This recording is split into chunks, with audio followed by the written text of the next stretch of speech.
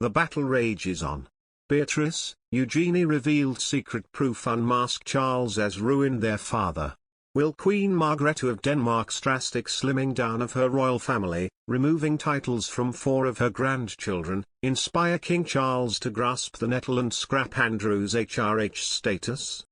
He is in a bind. If he formally takes away his brother's HRH, he would have to amend the letters patent to either exempt Beatrice and Eugenie or separately create them HRHs. Charles has been impressed by how they have built careers wearing their royalty lightly and wouldn't want to upset them. It's possible that the virtues of the daughters could cover the sins of the father. Liz Truss almost didn't bag the historic photograph of the Queen anointing her as PM at Balmoral. In keeping with her mantra "I must be seen to be believed," approved the taking of pictures with incoming PMs. However, a mole reveals that with the monarch looking frail and with a bruised hand, she was advised it might be wise to avoid being pictured so as not to prompt further speculation about her health. The Queen was having none of it and insisted that the photo op went ahead as planned. No one at the time knew that she would pass to her heavenly throne just 48 hours later. When the Queen was introduced to transgender writer Jen Morris, she had no idea who she was. Morris, who died in 2020 aged 94, had to explain that as James Morris he had transmitted the news that Edmund Hillary had conquered Everest in time for her coronation. Asked why she didn't tell the sovereign about her gender reassignment, she replied, "How could I explain to her? Life is too short."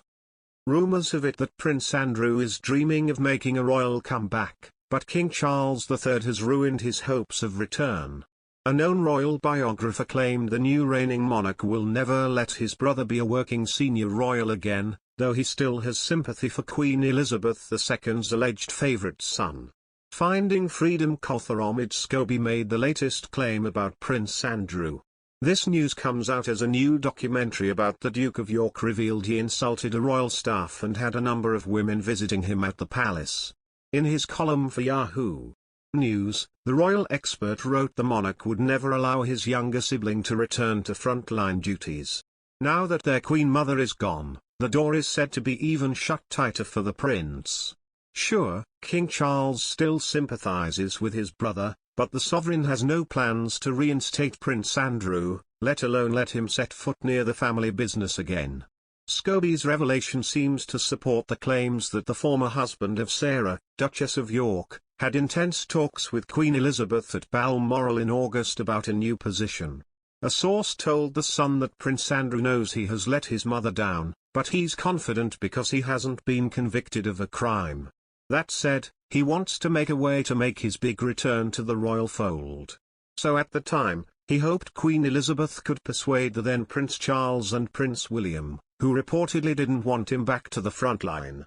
He even wanted to spend a few days with his mom to talk about his future.